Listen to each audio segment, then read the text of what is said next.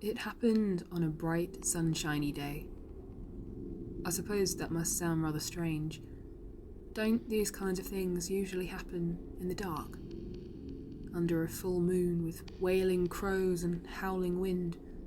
Usually, perhaps. But not this time. Not our story. They took his dog, you know. I think that's where this whole thing began. They were so wretched to him. Nobody tried to stop them. Now it's too late. For all of us. Frosty, I think. Yeah, Frosty. That's what his name was. The dog. Frosty. Because he was white. Even his eyes. Some runt of a litter from one of the farms. I think a whole lot of the trouble started when Dunny brought that pup home. It feels wrong to call him Dunny anymore. But that is who he was. Somewhere inside he must still be. Shabby little Dunstan Smith. Dunny Dunce. That was the first name they called him. If he was clever, he never showed it. Never spoke until he was near 10 years old. I suppose you can't blame the other kids for thinking he was different. I mean, he was. Always in a mess in school. Off wandering on his own the rest of the time. Goodness only knows what life was like at home. You almost dare not imagine. His mother was a hard woman. It was reared into her. She was a few years above me when we were in school. We heard stories. How she used to slam other kids' heads into desks and had the run of their year. Didn't even think the teachers had a word to say against her. That's not someone I'd want as a mother. Dunny was the only one of hers who survived past 5. The rest withered away like smoke in the wind. Funny really, isn't it? Such a big, fierce woman, and all she produced were thin, wispy children. Maybe she took it out on him. Certainly after her husband was dead and gone. He hasn't come for her yet.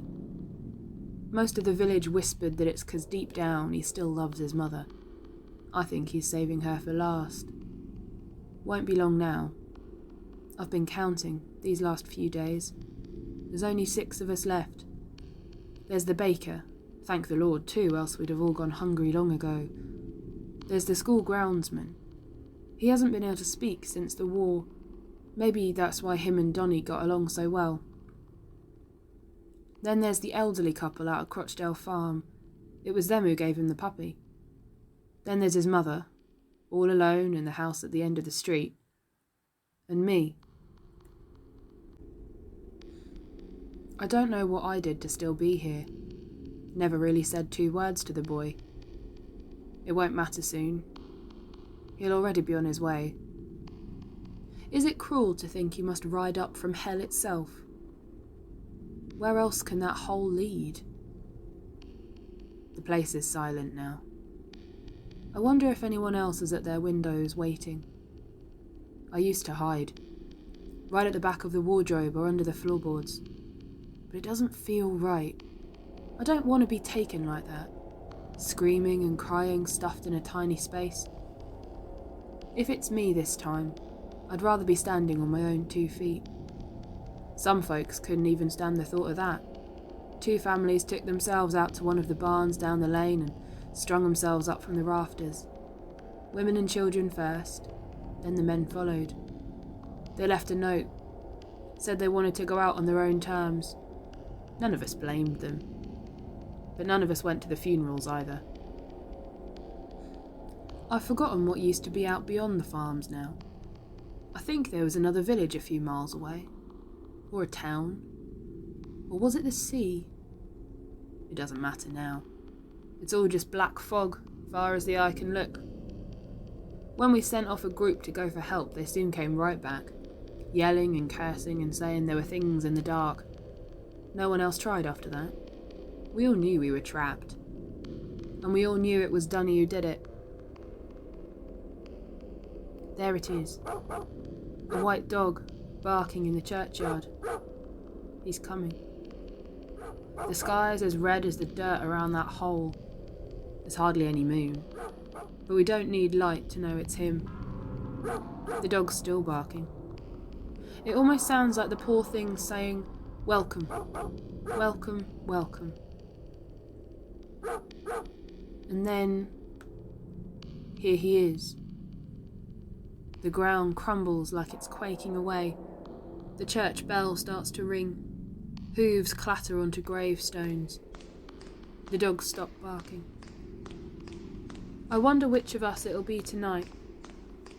Is it selfish to wish he'd go for his mother and leave the rest? Those boys were first. Picked off one by one until 16 days later there was none left. Some of them tried to repent near the end. None of us believed them. How can you be so cruel and then so sorry? I reckon it was cowardice. It was their fault we had to bury little Dunny Smith.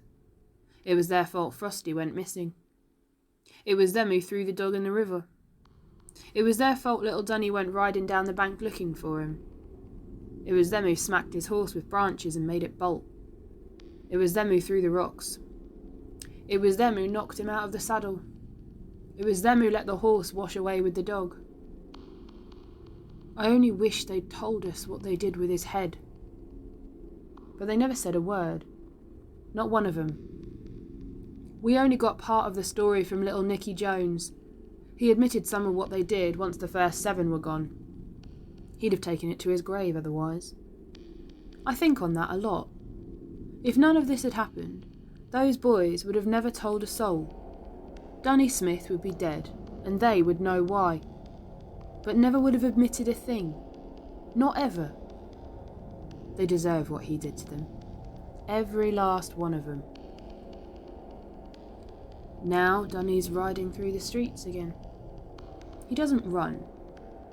Just has the horse walk. Slow. The dog trots on next to him. All you can hear is hooves clip-clopping and paws pat-patting until it stops. And everyone is holding their breath. Then the horseman speaks. A name. Just one. I used to wonder where the words came from without his head. Decided they must come from the pits of flame below us. He says nothing after that. Just waits. On his horse. With his dog. Little Dunny Smith calls a name and waits. And if you don't go to him, then he comes to find you. And then he takes your head. And he wears it back down into the hole. I wish those wretched boys had told us what they'd done. I wish they'd told us where they hid it. Maybe if we could find it and give it him back, maybe he'd leave the rest of us. It's their fault. Those boys. They did this to him. And it's the rest of us, too. We never stopped them. Now, little Dunny'll never stop. Not until he's taken everyone. It'll be me, tonight. I just know it. He's finally come, for me.